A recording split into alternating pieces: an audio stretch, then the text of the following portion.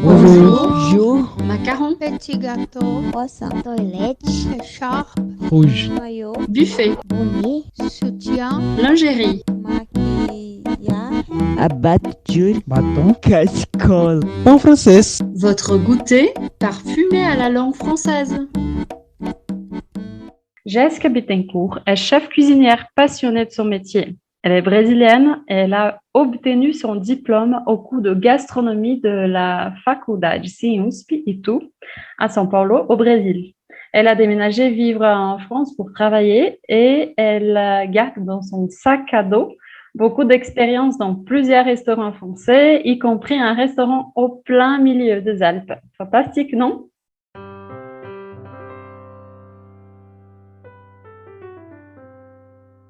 Salut, soyez les bienvenus dans notre podcast. C'est un grand plaisir d'être avec vous. Et comme d'habitude, j'ai à côté de moi ma camarade Luisa Moraes. Comment ça va? Ça va. Et toi? Ah, super bien, surtout aujourd'hui quand on est accompagné de cette belle chef de cuisine, Jessica. Comment ça va, Jessica? Ça va, merci. Merci beaucoup. Et vous? Oui, on va très bien, hein. Bon, Jessica, pour commencer, on a toujours l'habitude de poser la question, qui es-tu à la queue de la boulangerie? Hein, comment tu te présentes au monde? Bon, d'abord, merci beaucoup pour l'invitation, déjà, pour commencer. Moi, je peux dire ça pour quelques aventureuses, plein d'énergie, qui est très, très passionnée pour les métiers de cuisine. C'est pour ça que mon métier, c'est vraiment quelque chose pour moi très important dans ma vie. Et voilà, je suis une personne rêveuse aussi. J'aime beaucoup faire des rêves. Mon rêve, c'est la cuisine et voilà, je train de faire ce que j'aime. Ouais, bah, Euh, c'est cool, hein, chouette. oui, toi, dans la queue de la boulangerie, tu es la fille qui rêve de faire la boulangerie, dans la boulangerie, c'est ça? Comment ça Oui. va cuisiner là-bas? C'est ça, on peut dire comme ça. Donc, tu vas penser, c'est quoi? Je peux faire cette baguette-là, hein. Je pense qu'elle n'est pas si difficile que ça. Ouais. Alors, mais je trouve super beau en fait parce que je pense que être rêveuse, enfin avoir des rêves, c'est toujours pour les réaliser en fait, hein. Parce qu'on a des rêves, on réalise et puis on va créer d'autres en fait. Et voilà, on suit le chemin comme ça. C'est beau. Ah. Bon, alors, très bien.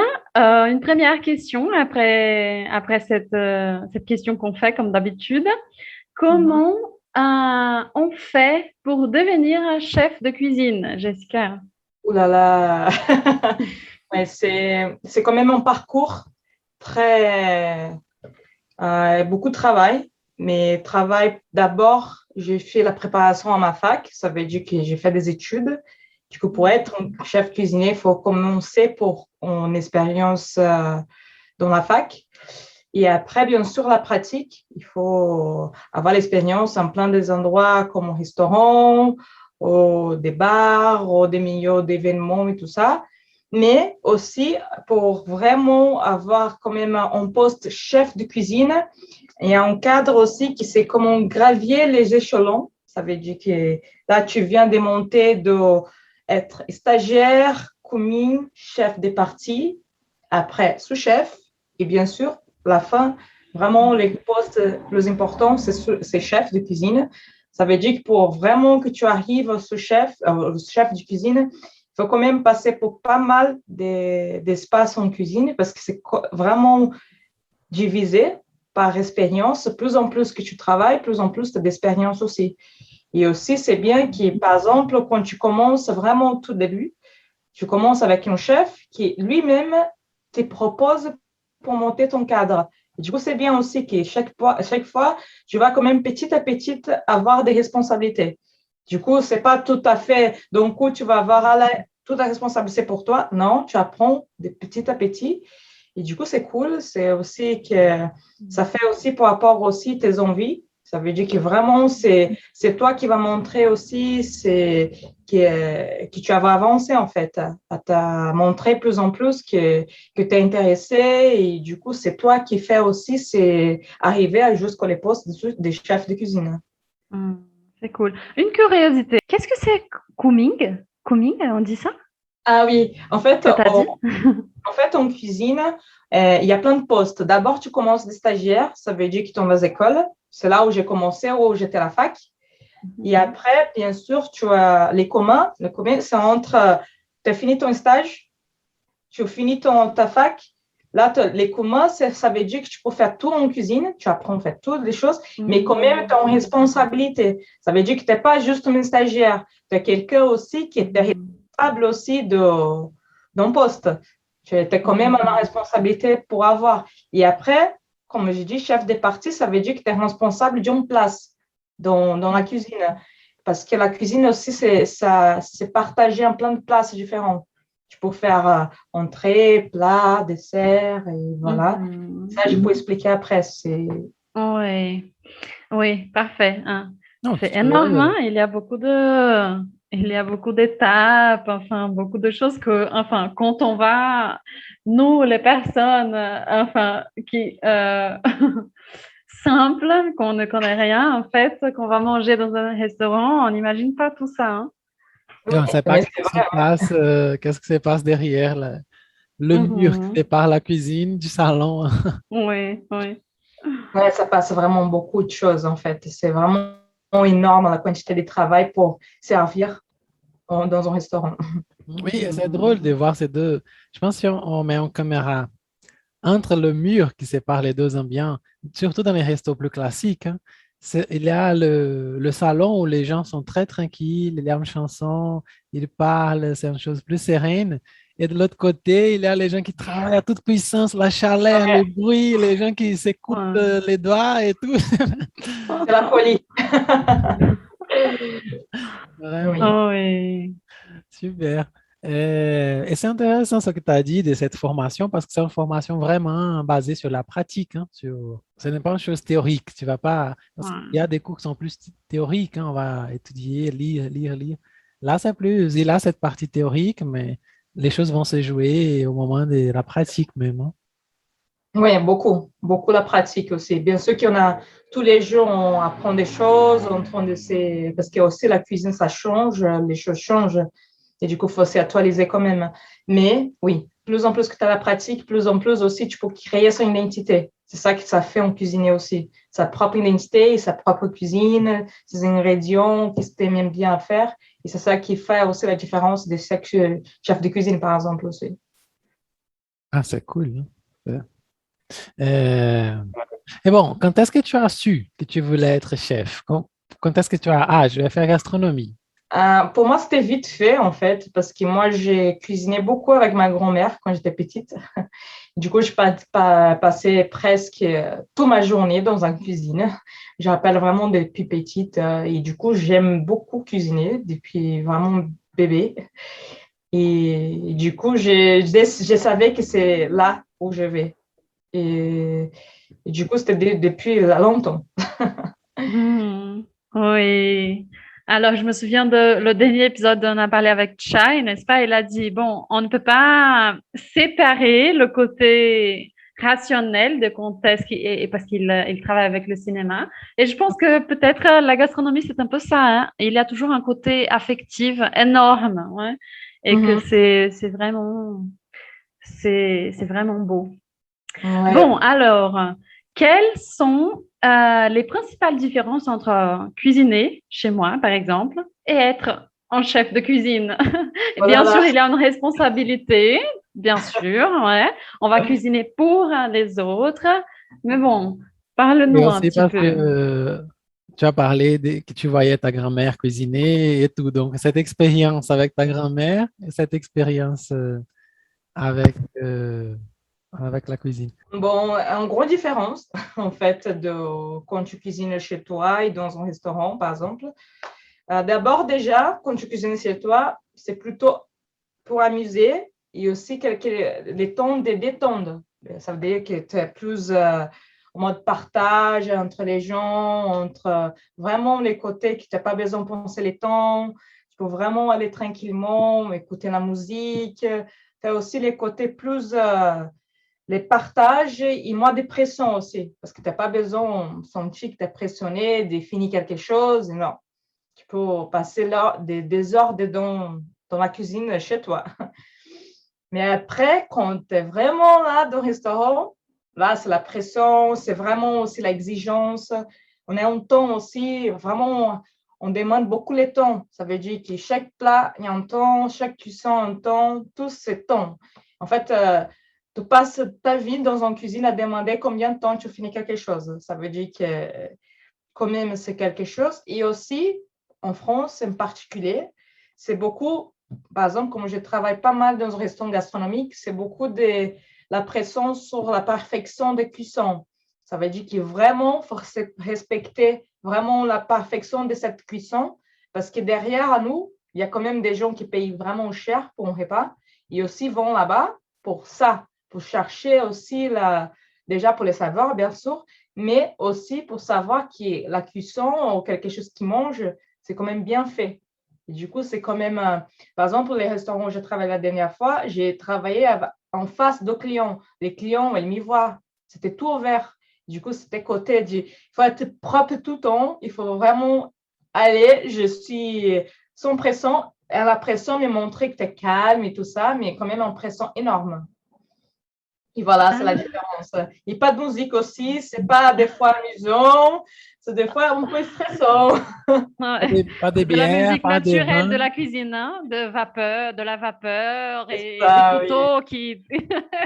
C'est ça. Ouais. Et des fois, en plus, quand tu cuisines avec un client à côté, des fois, tu as envie de crier et tout ça, et du coup, tu peux dire rien, juste t'es calme. Des fois, ça se passe plein de choses que ça va pas, mais en même temps, tu dis, OK, reste calme. Oui, mon Dieu. Quand on a fait un épisode pour parler de la ratatouille, on disait que c'était très bon de cuisiner avec une bière, un vin. Il n'y a pas ça non plus, hein, Ah, non. Non, des fois, oui, mais par exemple, c'est quand on va fêter quelque chose, il ne peut pas être. Par exemple, je travaille pas mal à Noël, les fêtes d'année. Et du coup, là, au moment de la minuit, on a un champagne à côté, quelques vins, mais c'est la exception de qui. Ouais, tout à fait. Ouais. Non, non. Ouais, je comprends un petit peu parce que j'ai déjà travaillé dans un café ici à Belo Horizonte, mais c'est un café, super cool de la ville où il y a un chef, où il y a des plats, toujours. Il y a des personnes un groupe de jazz qui joue et tout ça. Et j'étais serveuse. Et donc, justement, comment est-ce que je peux dire, je passais par tous les milieux, en fait, la cuisine et puis le salon et tout ça. C'est vraiment fou. Ouais, je comprends. Oui. Et bon, tu as parlé sur tes expériences en France dans la cuisine. Et cette chose le point de cuisson, c'est incroyable, hein, comment n'importe qui connaît les points de cuisson. Ici au Brésil, on n'a pas cette tradition de dire, ah non, c'est pas le point correct des cuissons du poulet et du nanan. Donc, et en France, vraiment, hein, tout le monde, hein, quand j'ai habité en France, j'habitais avec un mec il travaillait des sciences exactes, rien à voir avec cuisine. Et il était comptable, je crois, si je me souviens bien. Une fois, j'ai fait un fígado, un foie, fígado com giló, mais sans giló, parce qu'il n'y a pas giló en France. Mais avec des oignons. Il a dit, non, mais c'est pas ça le point correct de cuire un foie. Il a dit, bon, au Brésil, on mange comme ça, hein, si tu ne connais pas, c'est pas normal. En Brésil, on mange super bien cuit. Oui. C'est incroyable. Et incroyable cette capacité. J'ai dit, mais comment je vais manger un foie que c'est pas bien cuit? C'est un peu bizarre là, comme texture. Hein? C'est un foie, putain. C'est un peu dégueulasse. Mais ça, c'est pour la culture habitude, oui. Ouais. Et pourquoi tu es allé en France pour étudier la gastronomie? Tu as choisi la France. Bon, j'ai choisi déjà la France parce que dans ma fac, il y avait la proposition de venir en France comme stage. Et du coup, j'ai commencé déjà cette fac en séance justement pour ça, parce qu'il y avait cette opportunité d'aller en France. Et bien sûr, la France, c'est quand même mondialement connu pour rapport à la gastronomie. Et du coup, c'était pour ça aussi que j'ai choisi ici. Et bien sûr, c'est pour cette passion que les gens en cuisine ont ici pour travailler. Ça veut dire que tu trouves quand même beaucoup de gens passionnés dans les métiers. Travaillent pour vraiment, pas pour l'argent, vraiment parce qu'ils aiment ce qu'ils font. Et ça me passionne beaucoup. Et bien sûr, pour apprendre la cuisine à fond. Et j'apprends tous les jours, plein de fois ici. Chaque endroit où je vais, avec tous les gens qui viennent ici, c'est vraiment incroyable, les specter, les aliments et tout ça, c'est trop bien. Ah, c'est cool. Et il y a vraiment, la France, il y a ce rapport, n'est-ce pas, d'être connu par la gastronomie. Et c'est vraiment compréhensible, n'est-ce pas, quand on est en France, quand on visite la France, parce qu'on voit ça, comme Adrien il a dit, on voit tout ça, le côté de quels produits on va utiliser, toujours des bons produits, des choses bio ou fermiers, n'est-ce pas? Et c'est joli comment il valorise les petits producteurs. Il y a un producteur dans un petit coin d'une petite ville qui produit un type de fromage spécifique et ils vont faire tout pour maintenir cette production. Ils vont sponsoriser, parfois le gouvernement il sponsor les producteurs pour qu'ils puissent en fait, continuer à faire sa petite production de cette chose. Ils valorisent beaucoup les produits même. C'est déjà à l'autre côté, hein, parce qu'au Brésil, nous sommes habitués à produire trop de choses pour tout le monde, mais pas valoriser les petites échelles. Oui, justement ici aussi, je pense que c'est différent aussi par rapport au Brésil, c'est que, par exemple, tu arrives à manger des produits saisonniers. Ça veut dire que, par exemple, en période d'année, que tu manges vraiment que les légumes de saison et ça veut dire que tu manges des bons produits.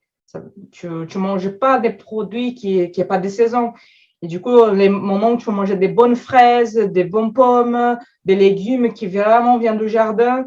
Et pour moi, ça, c'est super simple. Tu manges vraiment, tu sais où tu vas manger, tu sais où vient ça. C'est pas aussi agrotox, avec plein d'agrotox et tout ça.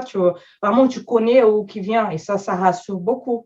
Et franchement, c'est en qualité de vie aussi incroyable aussi. Ouais, quand je pense à ça, je pense à un côté historique et sociologique de l'histoire, n'est-ce pas? Parce que le Brésil, en fait, il est très, très, très riche. Les plantes sauvages et tout ça qu'on a au Brésil, et la variété même, hein, c'est un pays énorme. On a des choses vraiment péquis, les choses qui sont du nord, du sud, enfin.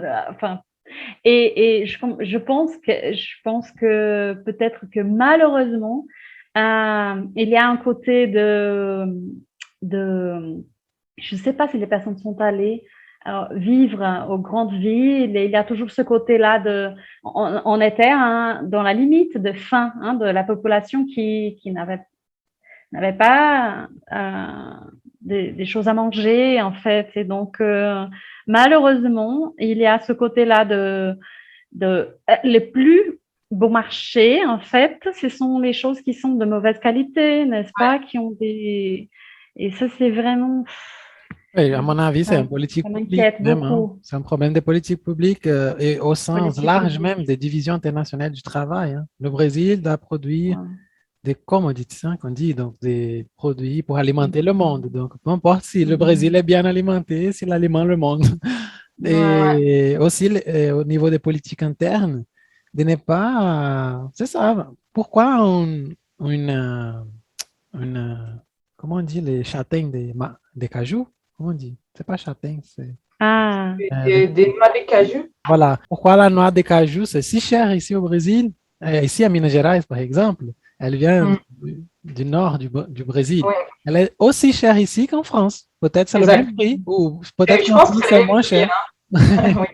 C'est fou, ça. C'est fou. Et c'est ici, au nord du Brésil. Donc, il n'y a pas cette politique publique de faciliter le transport ou diminuer les impôts sur les produits brésiliens locaux. Oui, c'est ça, la politique publique même. Hein. Je pense qu'on a la puissance de faire ça, mais on ne fait pas. Ça, c'est vraiment dommage. Oui, vraiment dommage. Et justement, par rapport à ça, donc cette différence Brésil-France, est-ce qu'il y a des différences entre le travail d'un chef en France et celui d'un chef au Brésil? Euh, oui, je trouve un peu plus des exigences par rapport à pas mal de choses techniques. Ça veut dire les techniques, comme j'ai dit là, par rapport aux cuissons, tout ça. Bien sûr qu'au Brésil, il y a, mais ici, c'est plus restrict, vraiment très restrict. Ça veut dire que ça passe pas et ils sont plus aussi, comment je peux dire, ils aiment bien crier. C'est des gens hyper intenses et du coup, c'est vraiment les côtés, ouais, je pense que c'est plus exigeant par rapport à ça. Et aussi pour l'heure. En France, c'est important l'heure. Si tu ne respectes pas ça, c'est vraiment pour ici, je trouve plus qu'au Brésil, que vraiment, si tu n'es pas l'heure, ça, c'est la fin du monde.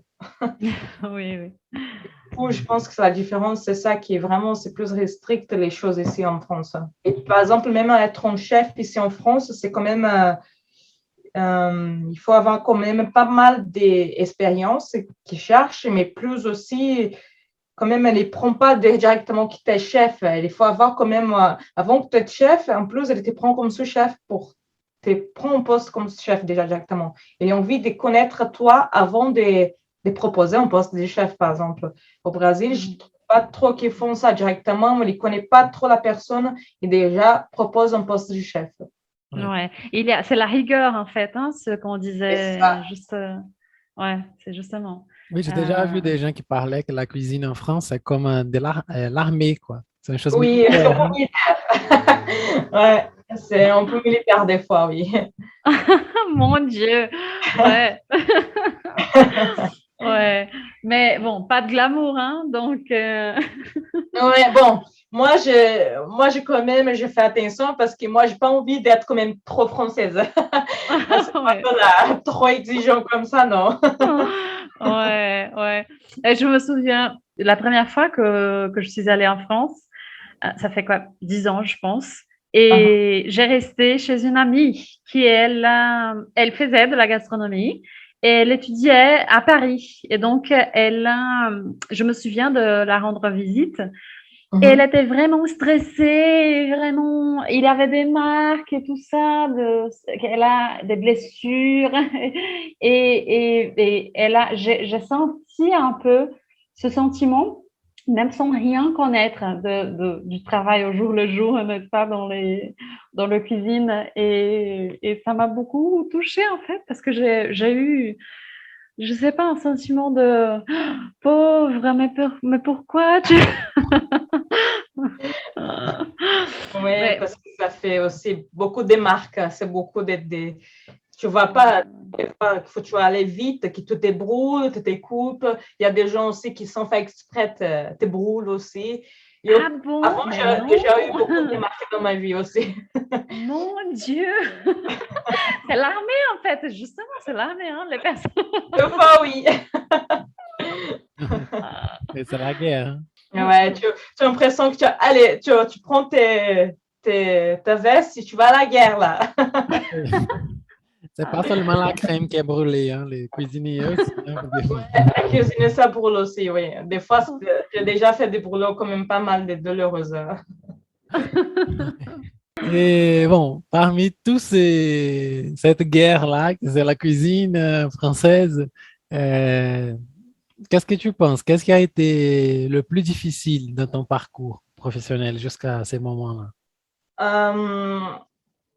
C'est deux choses très, très difficiles qui encore j'ai vu des fois. C'est les racismes, ça veut dire être brésilien en France et aussi être une femme aussi. J'ai eu beaucoup de sexisme aussi. C'était difficile, très, très compliqué parce que c'est pas le même respect En plus, quand j'arrivais en France, j'étais quand même plus jeune.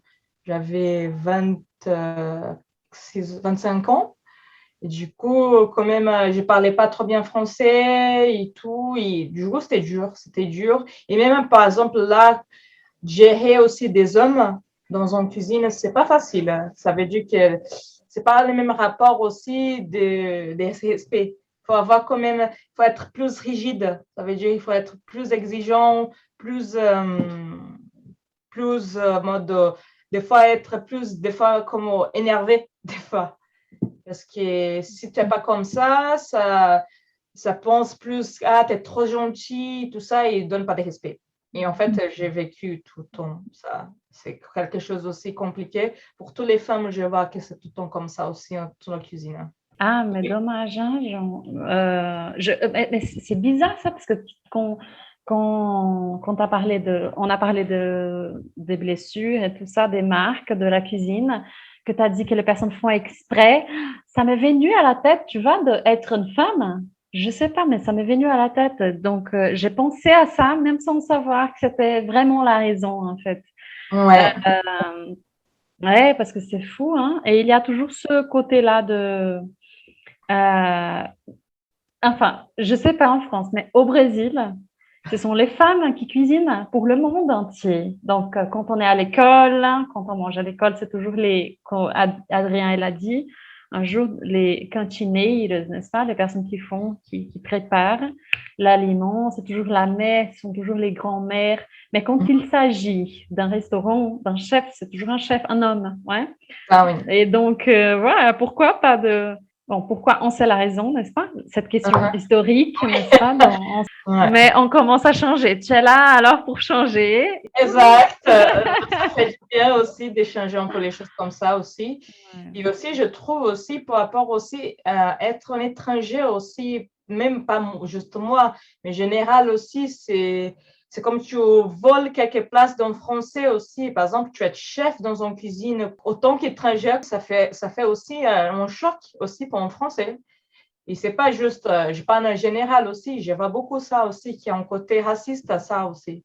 Et malheureusement, je vois beaucoup, c'est pas, les années passent, quand même, ça change, mais quand même, il y a pas mal aussi. Oui. Je vois que c'est pas tous les métiers, c'est pas juste en cuisine aussi. C'est tellement un côté aussi qui, plus en plus, ça change, mais quand même, c'est la France est vraiment au mode privilégier les Français, bien sûr, mais quand même, des fois, ça ne donne pas trop d'espace en étranger aussi. Et c'est drôle, hein, cet argument tu es là pour voler une place d'un Français. Tu peux dire, oui, mais tu es allé dans mon pays pour voler tout, hein. L'or, oui, c'est ça, oui, mais... minier, tout, hein. Non, mais c'est ça, mais les trucs aussi qui, par exemple, dans les métiers de cuisine, c'est un métier qui ça charge beaucoup des gens. Les Français, en fait, ils ne vont pas trop, en fait, ces métiers aussi, même pour eux, sont aussi très, très difficiles aussi comme métier. Et du coup, bien sûr, il y a plein d'étrangers aussi. Et je ne sais pas, quand tu penses à ça, il faut penser aussi que c'est donne opportunité aussi l'étranger aussi qui sont là pour ça. Ils donnent plus aussi des fois d'énergie, plus envie aussi. Ouais. Ça me fait penser, pas seulement sur le boulot et l'espace, mais d'être brésilienne, que tu as dit en fait que, je sais pas, ici au Brésil, bon, on ne se sent pas brésilien en fait. Et quand on voyage et quand on a cette expérience là dans un autre pays, et là on peut dire tous les trois, n'est-ce pas? On peut dire l'expérience en France. Oui. Vraiment, on se sent brésilienne, on se sent sud-américaine, n'est-ce pas? Il a un sentiment énorme, justement peut-être à cause de ce regard-là, n'est-ce pas? Et il y a toujours ces regards étrangers sur nous, n'est-ce pas? Et je pense qu'il y a, bon, en général, on parle, ici, c'est vraiment, il y a une histoire très complexe et compliquée, tout ça avec l'esclavage et avec les peuples autochtones, n'est-ce pas? Et là, il y a, on se reconnaît ici un petit peu. Donc, on pense qu'on se reconnaît en fait. Et quand on sort, n'est-ce pas, les personnes vont dire, bah, t'es pas blanche, t'es pas, donc, t'es brésilienne, t'es sud-américaine. Et il y a toujours vraiment ce regard-là que c'est très fort, n'est-ce pas, de vivre ça. Oui. Et, envers les femmes brésiliennes, parfois, il y a aussi un regard un peu érotique. Hein? Tu dis que tu es brésilienne, tu es femme. Aussi. Bon, Bon, ben voilà, là, ce sont les défis de la cuisine, je pense. ouais, Et je pense ouais. aussi que c'est une chose intense, un chef de cuisine, tu travailles presque 24 heures, hein, tu dois acheter les produits, si tu as un restaurant, par exemple, tu dois acheter les produits, tu dois penser les plats, après tu dois faire les plats, après tu dois... C'est un travail immense, non? Ah oui, c'est. Moi, des fois, j'ai passé 17 heures dans une cuisine incroyable. Je passe vraiment presque un jour entier dans la cuisine. En fait, tu sens que tu es tout ton dedans de la cuisine. Et aussi, pour acheter les produits et tout ça, ça veut dire que vraiment, pour arriver on peut dire la perfection, il faut quand même faire vraiment beaucoup de travail. Mais bien sûr que des fois, je sens, comme j'ai dit à les gens, des fois, 17 heures, je dis, c'est énorme, mais je ne vois pas quand je suis dedans. En fait, je suis dedans que des fois, je ne sens pas que je passe des heures et des heures dans la cuisine. Oui, Ouais. donc c'est ça, il faut aimer même, hein, y plonger Ouais, dedans. faut aimer. C'est pas, la mathématique, c'est pas toujours, ah, j'aime cuisiner chez moi, je fais bien la cuisine, je vais avoir un restaurant. La mathématique, c'est pas comme ça, hein, normalement. Non, ça n'a rien à voir, hein. Il faut réfléchir avant d'avoir un restaurant. Ouais, on imagine. Bon, à part tout ce côté-là de défi, racisme et machisme, sexisme, il y a, bon, l'origine, le pourquoi, la raison la plus forte, n'est-ce pas? C'est justement le côté affectif que tu as dit, n'est-ce pas? Tu as parlé de ta grand-mère. Et Oui, alors, est-ce que tu as un plat affectif ou quelque chose que tu manges et qui te donne un plaisir énorme? oui, moi j'adore les sushis. J'adore. C'est quelque chose que chaque fois je Ah, cherche. J'adore les poissons crus, tout ça, c'est ah frais et bon? ça me fait plein de. Oui, j'adore. Je cherche tout le temps ça. Ah. Chaque fois, j'essaie quand même Ouais. de manger aussi. Et bon, en fait, c'est tellement difficile à choisir parce que j'aime tout. J'aime beaucoup manger. Je suis quelqu'un je suis trop gourmande en plus. Mhm. Mais je cherche tout le temps les sushis. Je peux dire ça parce que c'est quelque chose pour moi tout le temps. Il y a un plat ou un ingrédient brésilien qui te manque beaucoup, en fait. Oui, beaucoup de choses me manquent au Brésil. J'ai tellement envie de Pardon, pardon. j'adore les pão de queijo, tout ce que c'est la nourriture fait maison comme ça, même arroz com feijão, ça me manque. Ça fait longtemps que je ne mange pas ça. Du coup, ça me manque des choses simples en fait, des vraiment, je sais pas, des pastels, des choses que. Mhm. En fait, ça me manque toute la cuisine brésilienne. Mais si je pense à la cuisine brésilienne, je peux dire, oh là là, ça me manque tellement. Je peux dire, toute la nourriture, ça me manque. Et Ouais. les fruits, ça me manque. Les fruits, des bons jours des fruits, ça me manque. Notre pays tellement tropical qu'on trouve plein de fruits super bons. Ici en France, quand même, on trouve, mais pas vraiment énormément. Et du coup, ça me manque. Ça me manque beaucoup les fruits du Ouais. Brésil. Ouais, je peux imaginer. Ah, bon, moi et Jessica, bon, on n'a pas dit, n'est-ce pas, mais on s'est connus en France quand la Oui. dernière fois que j'y suis allée, en fait, à la communauté. Et là-bas, Jessica, je ne sais pas si tu as vécu une expérience comme ça, mais il y avait une personne qui était de passage à la communauté. Et c'était une fille qui était super curieuse avec les plantes sauvages, etc. Et un jour, j'étais à la salle à manger et elle m'a dit, oh, viens, regarde ce que j'ai. C'était un trésor, quoi. Elle disait comme si c'était un trésor, tu vois. Elle a Uh-huh. dit, une mangue, tu le veux? Et moi, je commençais à rire, en fait. Bon, j'ai pas, bon, j'ai essayé d'être super discrète, mais dedans, j'étais complètement. J'ai un éclat, n'est-ce pas, de surprise et tout ça, parce que vraiment, une mangue, c'est extraordinaire. Ah oui, en France, Bonne oui, mangue, c'est ouais. extraordinaire, c'est la meilleure chose là. Ouais, tout à fait. Et là, on a plusieurs sortes. Et quand on va à une épicerie, c'est une énorme variété de quantités. Il y a même les mangues qu'on n'achète pas dans l'épicerie, qu'il y a justement dans la rue, n'est-ce pas? Elles tombent, elles s'écrasent. Bah oui, c'est ça, oui. Ouais, Ouais. c'est ça qui me manque, hein. Ouais. Je peux Mm. imaginer. Et quelle a été la dernière fois que tu es venue au Brésil? Là, ça fait 3 ans que je rentre pas au Brésil. Ouais. Ouais. 2018, la dernière fois, je pense. 2018. Ouais. Ouais, 2018. Waouh, beaucoup de temps. Ouais. Ah oui, ça fait beaucoup de temps. Là. Ça fait l'envie d'entrer au Brésil aussi, de trouver la racine. J'ai travaillé avec un Français ici au Brésil, ici à Belo Horizonte. Et ici, nous avons beaucoup de magasins pour vendre du jus, des fruits. Ici, il y a une fièvre je ne sais pas si c'est un groupe, mais qui s'appelle Praçaí, qui vend des jus des fruits, açaí, beaucoup de choses. Et ce oui. Français-là, il a dit, ah, c'est incroyable! Vous avez des jus de fruits dans chaque coin de la ville. On peut boire un jus différent de chaque fruit différent à chaque jour. C'est la meilleure chose du monde.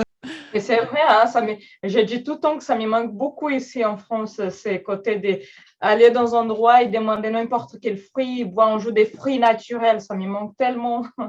Ouais. Une chose qui me manquait aussi en France, c'était l'ail. Ils n'utilisent pas trop l'ail pour cuisiner, comme au Brésil, on utilise, ici à Minas Gerais, on utilise l'ail pour n'importe quoi. Tout ce qu'on va, pendant qu'on pense qu'est-ce qu'on va cuisiner, on já commence déjà à enlever la casque de l'ail déjà. Donc, ouais. Moi, je cuisine chez moi avec beaucoup de l'ail aussi. Moi, j'adore l'ail, j'adore trop. Mais c'est vrai que les Français, ça dépend des Français, n'aiment pas trop. Du coup, c'est dommage aussi. Oui, c'est ça. Hein. Le riz, comme tu as dit, hein, le riz et le haricot, je voulais énormément manger du riz avec de l'ail. Et en France, je n'arrivais pas à faire chez moi, je ne sais pas pourquoi. Toujours que je faisais du riz chez moi, où il était dur, où il était une pâte de riz, je n'arrivais pas à faire. Je ne sais pas pourquoi. C'est pas une chose d'altitude. C'est impossible. C'est le type de riz, mais je n'arrivais pas. Et je ne trouvais pas non plus pour manger du riz avec de l'ail, avec du goût très bon comme ça. C'est juste du riz avec de l'eau. Oh mon Dieu. Ouais. Mais c'est trop cher, l'ail, en France? Je ne me souviens pas. Non, je pense pas. Non, pas vraiment. Je cuisinais avec, mais le problème, c'est que je ne pouvais pas faire le riz. Je n'arrivais pas à faire. Je faisais du couscous parce que j'arrivais à faire chez moi. Le problème, c'était à toi, hein? Oui, je pense que... Non, le problème, c'était moi-même. J'arrivais pas à faire du riz. Je sais pas, je faisais beaucoup de choses. Je cuisine, j'ai l'habitude de cuisiner, mais je pouvais pas faire du riz. C'est pas pourquoi, c'était un problème. Ouais. Mais bon. Et bon, on a parlé déjà de ces petites cuisines affectives. Maintenant, on va parler des petits péchés gastronomiques, là. J'aimerais savoir quel est ton aliment ultra transformé préféré, hein? Moi, j'adore beaucoup, que je peux utiliser parce que quand même, c'est un produit cher. Mais si je peux utiliser, c'est la truffe. C'est quelque chose oui, c'est énormément cher, oui. Ouais. C'est énormément cher, mais j'adore. Tous les restaurants où je travaille, j'essaie d'utiliser maximum. J'ai jamais mangé. J'ai envie. Bon, ça donne des peps partout. Vraiment. Oui. J'imagine, hein? On voit les choses si chères comme ça, on peut imaginer que c'est bon. Oui, mais comme quand même, je travaille quand même des endroits quand même que j'ai l'opportunité d'utiliser, du coup, je profite. C'est là où je profite d'utiliser maximum. Ouais. Mais là, c'est un péché au sens de ostentation, là, hein? Mais j'aimerais savoir, est-ce qu'il y a des choses ultra transformées que tu aimes? Oui, en fait, là, c'est un tabou, peut-être, n'est-ce pas, de faire cette question-là à un chef cuisinière, parce que c'est justement des produits ultra transformés. Ce sont des produits que, en général, on va dire, mais non, jamais. Tu vois. Faut pas manger ça, ça fait mal pour la santé, ça, c'est pas de la cuisine. Il y a un truc aussi que j'aime beaucoup. En fait, j'aime bien aller au McDo des fois et manger un nugget. En quoi? Nuggets? Ah oui. Oui. Moi, j'achète. Hein. Moi, j'adore. Des fois, je sors de mon travail, même des fois, je dis mais j'ai envie de manger un nugget. Mais j'ai pas honte. Oui, c'est exactement ça. C'est bon, hein, c'est bon, ouais. Parfois, j'arrive chez moi après le travail. Non, j'ai pas de honte. Des fois, je dis, mais c'est pas grave, j'accepte et je prends. Oui, tout à fait. C'est ça que je fais avec mon paquet de biscuits. Hein. J'arrive, je suis fatigué la nuit, je dis non, Aujourd'hui, je mérite un paquet de biscuits, quoi. Ouais. Non, mais les biscuits, c'est bon aussi. Je mange. Des fois, chez moi, j'ai pas envie de cuisiner, mais franchement, je cuisine tellement tout le temps. Des fois, j'achète même des choses prêtes, hein, et ça, c'est juste on prend dans le micro-ondes. J'achète, je sais pas, des fois même des pâtes.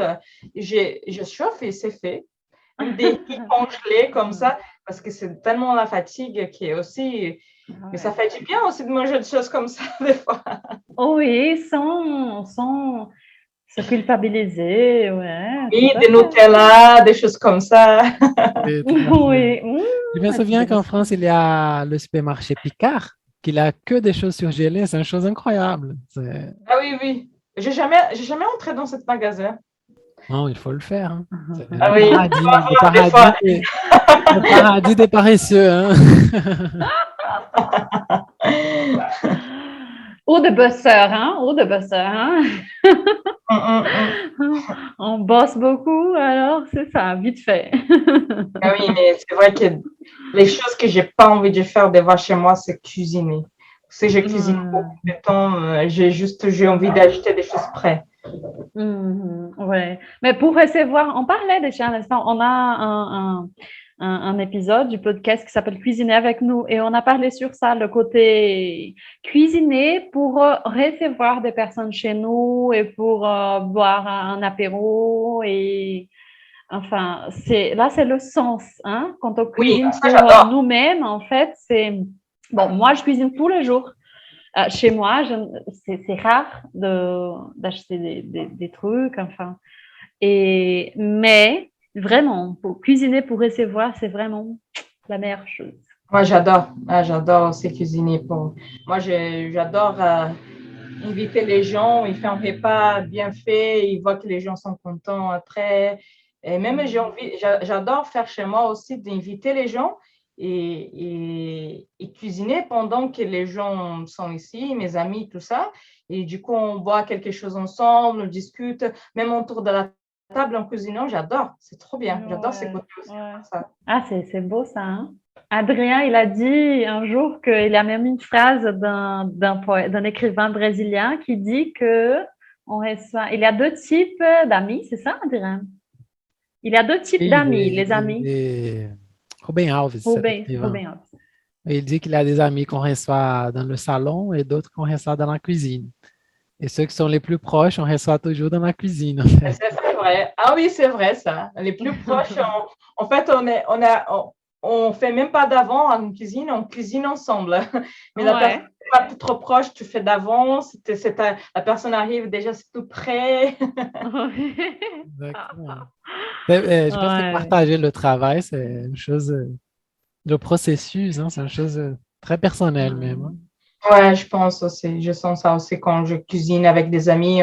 On sont vraiment proches, on parle, on aime bien cuisiner aussi, on aime bien préparer ensemble aussi. Maintenant on parle d'amis, des amis, on parle rassembler des personnes. Mais alors, il y a la pandémie et on voudrait savoir comment ton travail a été touché par la pandémie du Covid-19. Oh là là!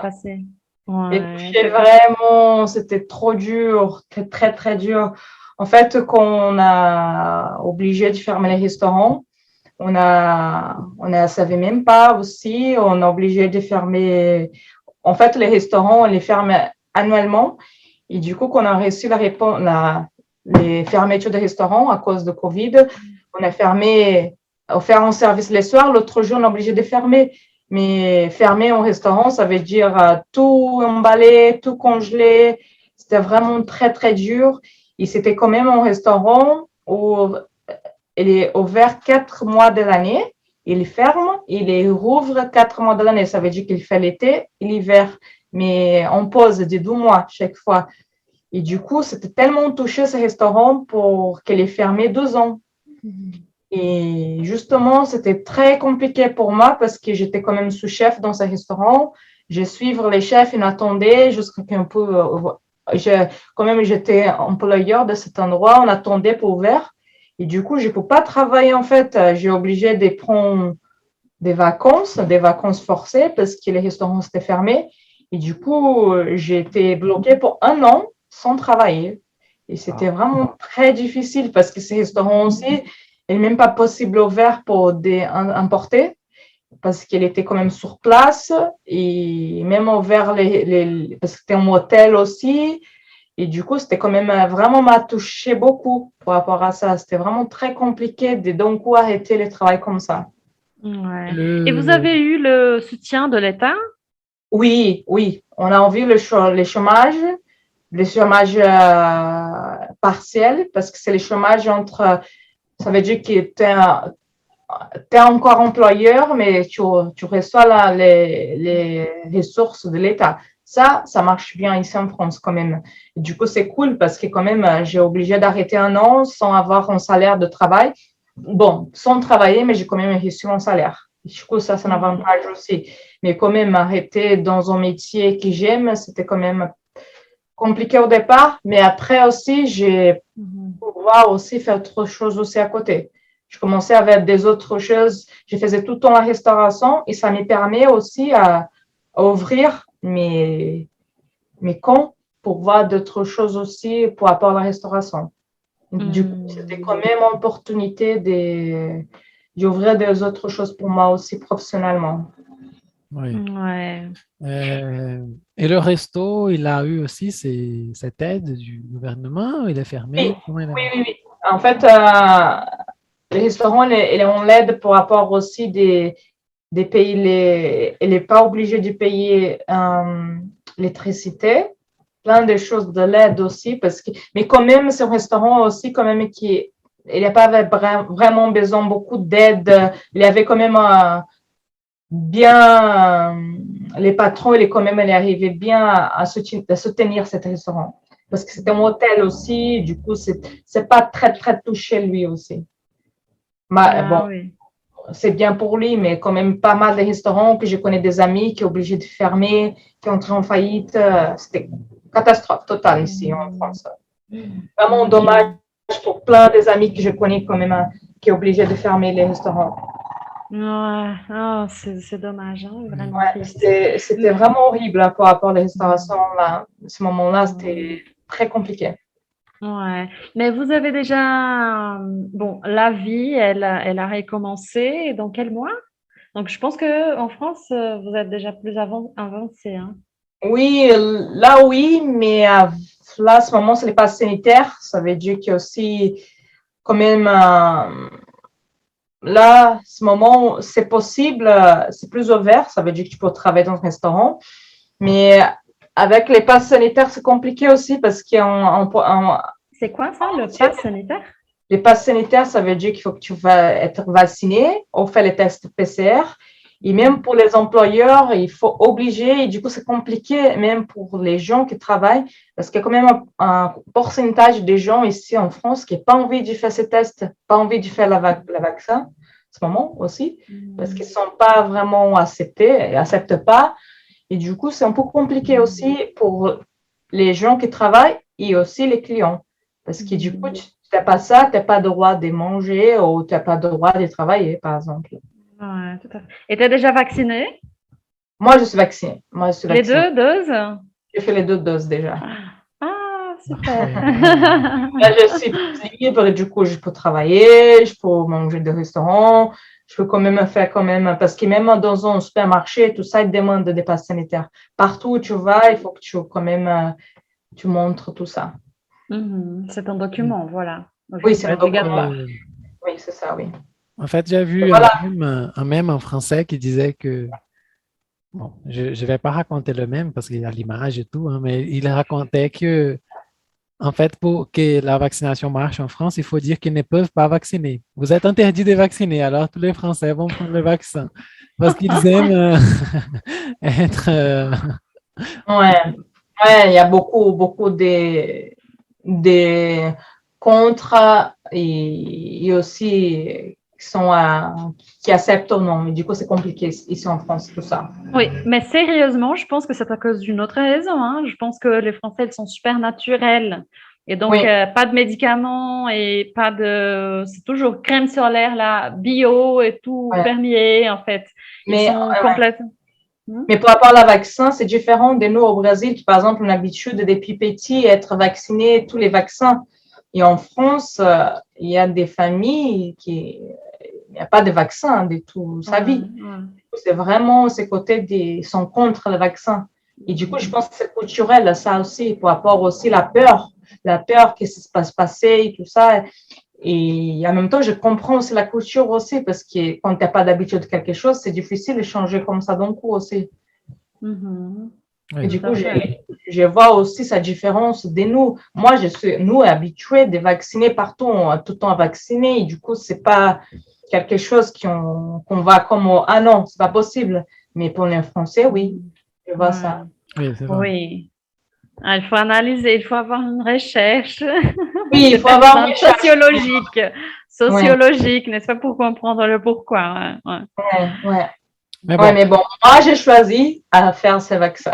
bravo. Mais bon, après tout ça, tous ces bordels, Covid et tout, Ah oui. quels sont tes projets actuels à propos de la gastronomie?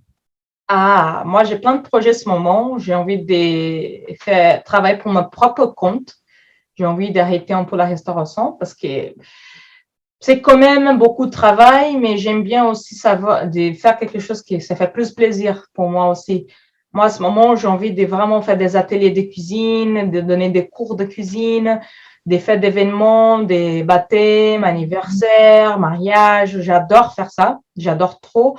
Et du coup, je cherche pour ouvrir mon propre entreprise à ce moment. Ah, mais c'est cool, hein? Ça me fait envie, hein, quand tu as dit de cuisiner pour, enfin, j'aimerais faire un anniversaire et dire, Jessica, venez cuisiner, Bah oui. enfin. Et c'est justement que ça entre aussi parce que j'ai envie aussi de retourner au Brésil bientôt. Je vais l'année prochaine et faire quand même un lien au Brésil que je peux travailler au Brésil aussi en tant que mon entreprise aussi. Venez. Cool, hein?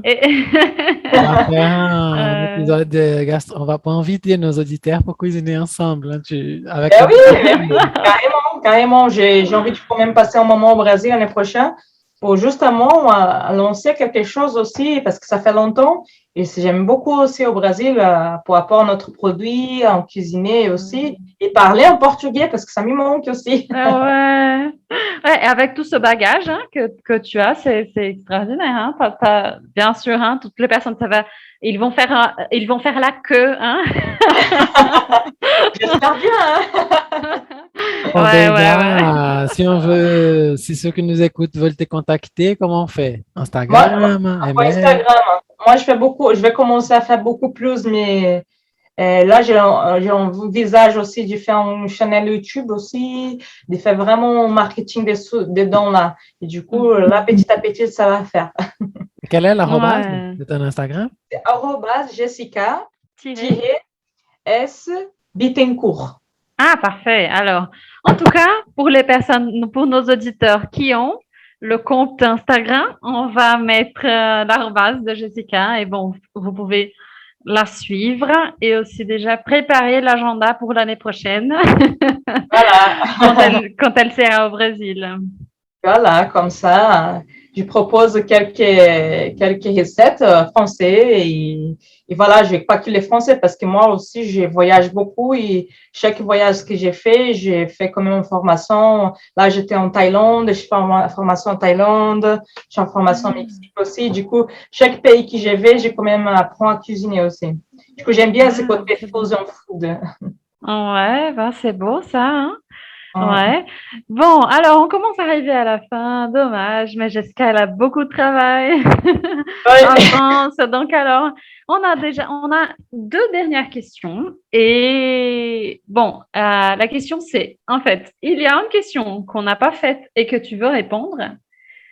Pas seulement une question, mais un commentaire, enfin, un thème, un sujet.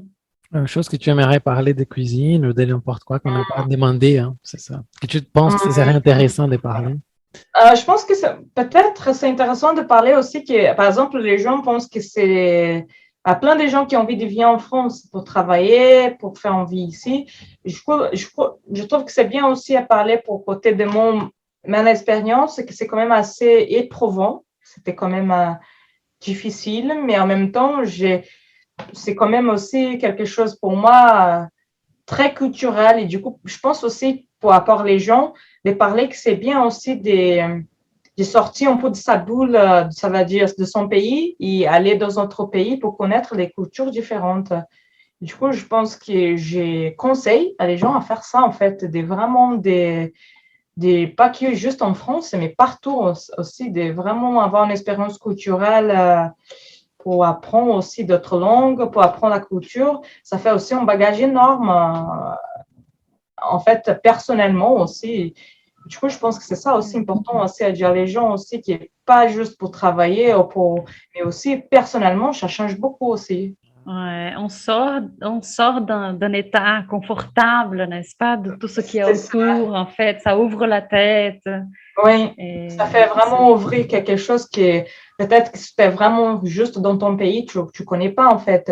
Et même quand tu sors, ça te fait savoir que tu es aussi en racine de ton pays aussi. Ça fait savoir que quand même tu viens de quelque part.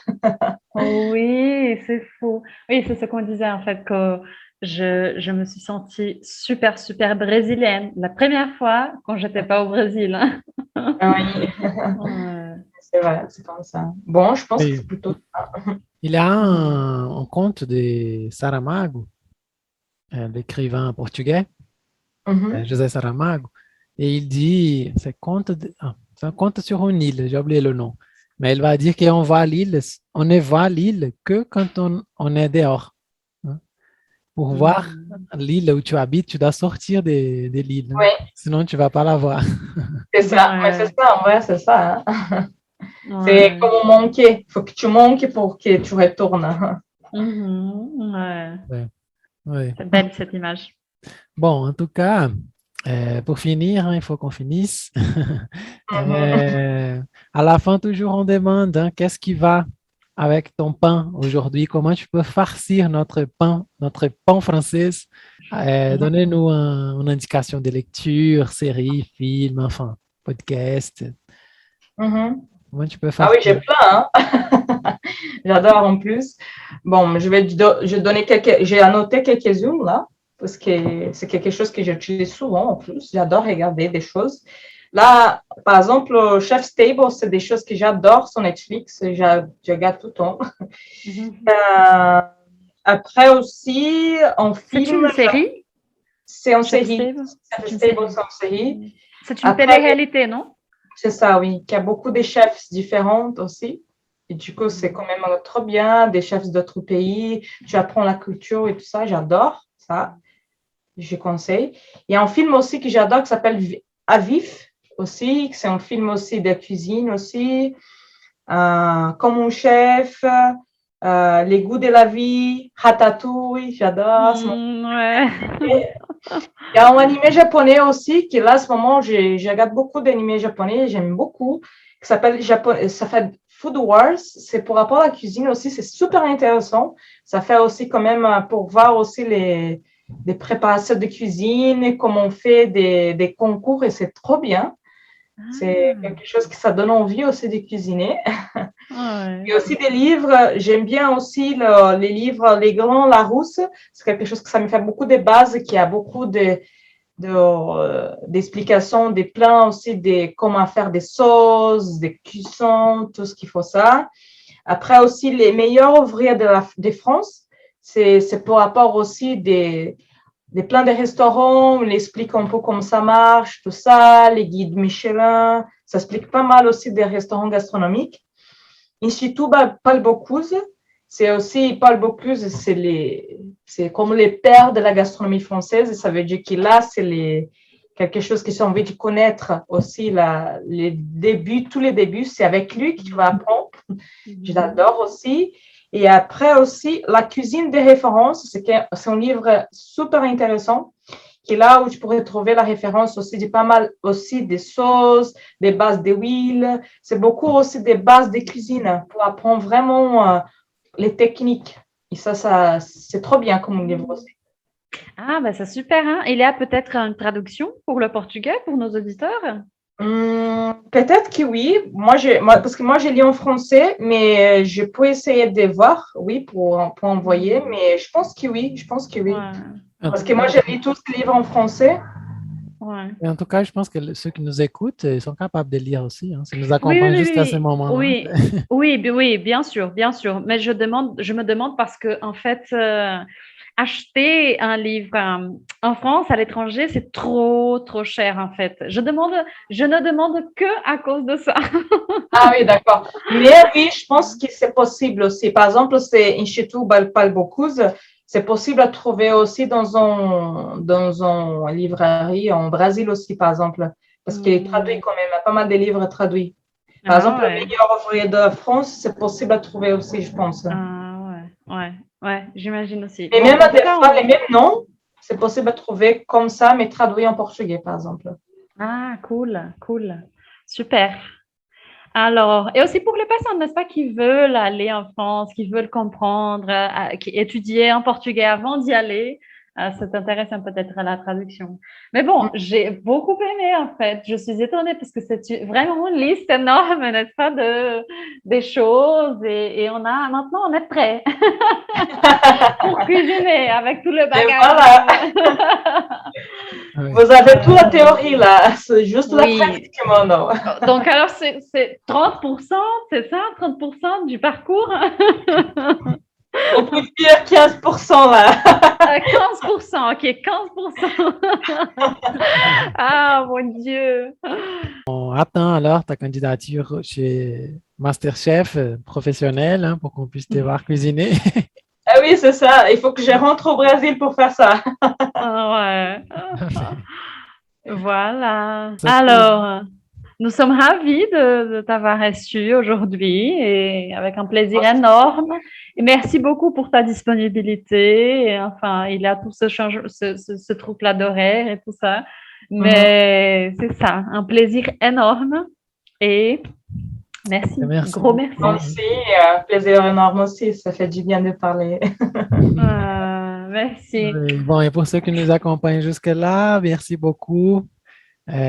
Comme d'habitude, suivez-nous sur Instagram pour des contenus exclusifs. On va y mettre toutes ces références que Jessica vient de nous passer, @Pont Français Podcast. Et merci beaucoup. Merci Jessica. Bisous. À la prochaine. Merci. Ciao. Bisous, ciao, ciao. Ciao, ciao. À bientôt. Bonne journée. Bonne soirée. Et oui. Ciao. À la prochaine.